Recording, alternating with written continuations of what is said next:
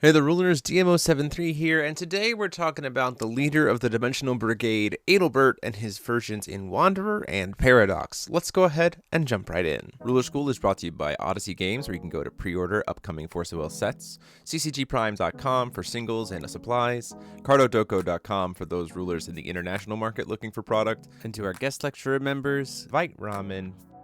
Class is in session.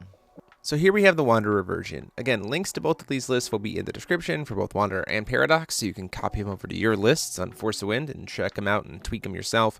Adelbert here is relying on being kind of a control deck. Before he felt kind of like a mid-range deck, very Wanderer tribal. Now he feels very much like a control shell, at least in the way we're playing him in Wanderer.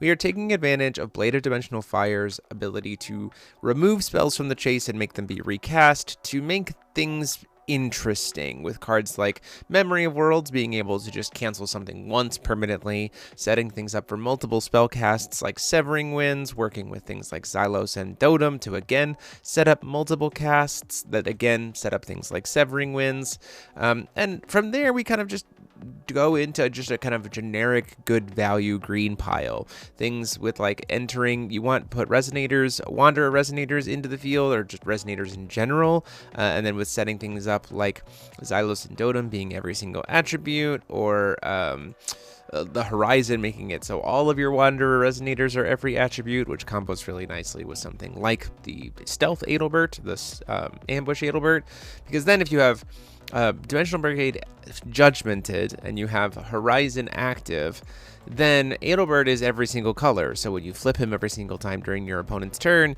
suddenly you're getting all 5 of Adelbert's effects, and you could just repeat that ad infinitum, which is kind of crazy. And then we're just playing, again, good generic stuff here. We have Robometa for some good defense, as well as a pressure in the late game. Daji for some draw power. You get access to Priscia because she is a Wanderer, so that's really helpful as well, and lets you kind of get 2 bodies out of a flipped Dimensional Brigade judgment, essentially. Wu Jia Wu in a power suit, working really hard to be able to clear boards. Again, I think that's really clear. We also were playing a couple copies of Replicant Shiva in the main board, as you saw, for board clears. Playing things like Hellfire of the Demonic World. We do not like dealing with Barrier in this list, especially because you need some outs to things like Muse Spirit or Alabaster. Valentina the Crumbling Illusion, also a wonderful Wanderer that gets you a new body back every single turn. Playing Yggdrasil because we need to be able to find and make Blade of Dimensional Fire cheap. You kind of really want Sub-Ruler and Regalia active to kind of get the most value out of this deck, and Yggdrasil helps you make that happen, which is really helpful, especially since Blade of Dimensional Fire has quick cast. And then also a couple copies of Pharesia, Lady in Ataroctia. Main reason for this to me is I think she's just a good value engine in green to be able to protect Adelbert consistently, which you want to be able to do to keep him alive as long as possible. Lastly, we're playing some Kilo of Fossil Grill in the cities because if we're on coin, we want something to be able to interact with the Fate trigger if we can help it, and also, pop additions or other meaningful enter effects. And then lastly, a Mechanized Blade Dragon, just so we have a dragon to pitch off of Daji, and it can be used to pump up a multi-striker like Xylos and Dotem to kind of close out the game very quickly. If you give it plus 1,000 attack and you've already done God's Art, that's 5,000 damage just from one attack. So that can be pretty helpful too. In the sideboard, pretty standard stuff. We're playing, obviously, copies of Three-Eyed Black Goat. We have Don't Cheats because it works really well, again, with that flicker element. A Regalia Break, thanks to Answer Mask or fellow Regalia from other decks. Fates Reunited, also a great card. And then your pretty traditional package of Rogue, Spectator, and Pit. Now, this is the green version.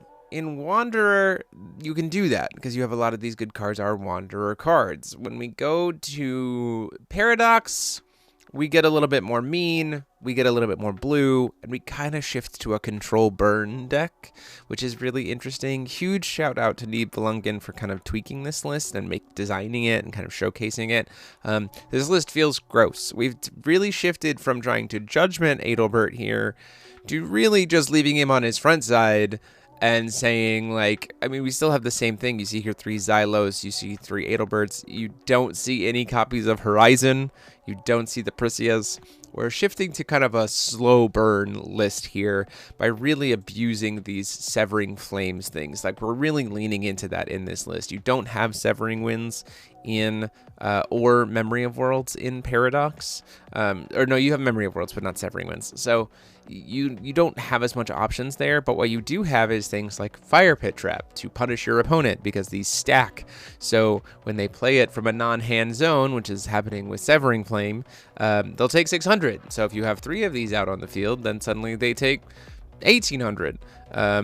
And then you have the one from the sideboard as well if you really want to. We're also playing Muse Spirits, so that Resonators that get cast just don't get to come back. We're also playing Academy City Police Officers, which say we can each play only 1 Resonator spell per turn, which means that when you cast it and it gets removed from the game, you can't recast it because of Academy City's Police Officers, so you're just kind of done.